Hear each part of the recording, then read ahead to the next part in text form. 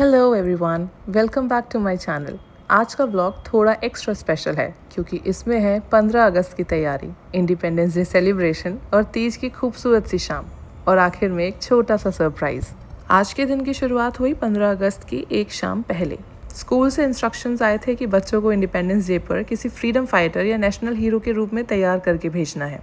हमारे दिमाग में 2 नाम थे, भगत सिंह जी या नेताजी सुभाष चंद्र बोस जी। आइडिया तो बहुत अच्छा था, लेकिन असली चैलेंज था इवान की साइज़ की यूनिफॉर्म ढूंढना। लेकिन अल्टीमेटली हमने हर चीज़ ढूंढ ही ली और यूनिफॉर्म लेकर हम वापस घर आ गए। इवान को मैंने सुला दिया, लेकिन मेरा दिन अभी ख़त्म कहाँ हुआ था, क्योंकि हमें इंडिपेंडेंस डे के साथ साथ तीज की तैयारी भी करनी थी। तो बस हम भी चल दिए अब अपनी तैयारियों के लिए। रात का समय था और रोड साइड मेहंदी वाले के पास अच्छी खासी रौनक लगी हुई थी। कुछ शाम बेहद खूबसूरत लगती हैं। दिन भर अपने घर, बच्चों और काम में बिजी रहने वाली महिलाएं रात को थोड़ा सा वक्त अपने लिए निकाल कर हंसते बातें करते हुए अपने हाथों में मेहंदी सजवा रही थीं। बहुत सिंपल सी जगह, लेकिन वाइब इतनी खुशहाल थी कि बस वहीं रुक जाने का मन करे। और मैंने भी अपने लिए एक मिनिमलिस्टिक सा डिज़ाइन चूज़ किया और आखिरकार मेरे हाथों पर भी लग गई तीज की मेहंदी। और फिर आई अगली सुबह। आज हमारे छोटे साहब को तैयार होना था नेताजी सुभाष चंद्र बोस बनकर।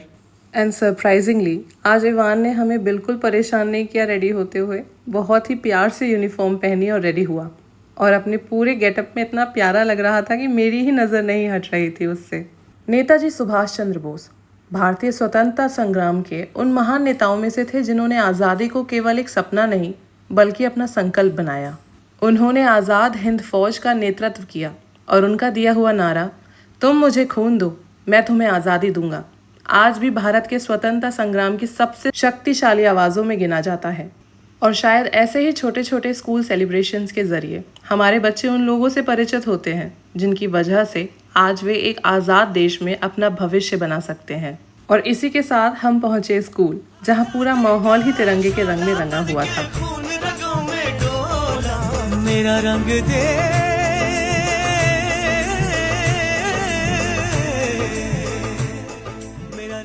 और अब मैं आ गई हूँ घर। और घर आते ही सबसे पहले मैंने बनाई खीर। खीर के साथ मैंने पूड़े भी बनाए थे, लेकिन उसका शॉट नहीं है मेरे पास क्योंकि आज तीज है ना। इन्हीं तैयारियों में कब समय निकल गया पता ही नहीं चला और वक्त हो गया इवान को उसके स्कूल से पिक करके वापस घर लेकर आने का। हमारे सारे फ्रीडम फाइटर्स अब फ्री थे अपने अपने घर जाने के लिए।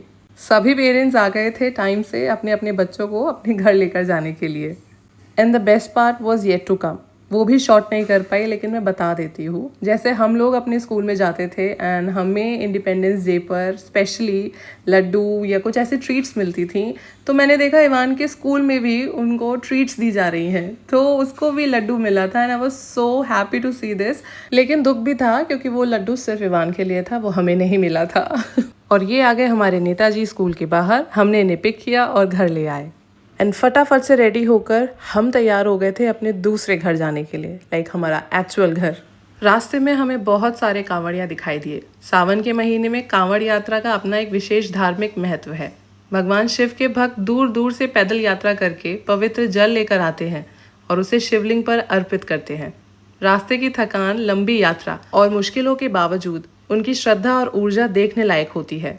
लेकिन इस जर्नी की सबसे खास बात अभी बाकी थी, क्योंकि घर पर सबको यही पता था कि मैं और इवान इस बार नहीं आ रहे हैं। लेकिन हमारी प्लानिंग कुछ और ही थी। हम चुपचाप पहुंच गए और अब आगे कुछ बोलने की ज़रूरत ही नहीं है। अभी नहीं, सरप्राइज देना है। अच्छा। क्योंकि कुछ सरप्राइजेस बताए नहीं जाते, बस देखे और महसूस किए जाते हैं। और इसी प्यारे से सरप्राइज के साथ ख़त्म होता है हमारा आज का व्लॉग।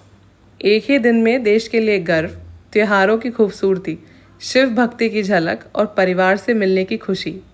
कभी कभी सबसे खूबसूरत मेमोरीज प्लान नहीं होती।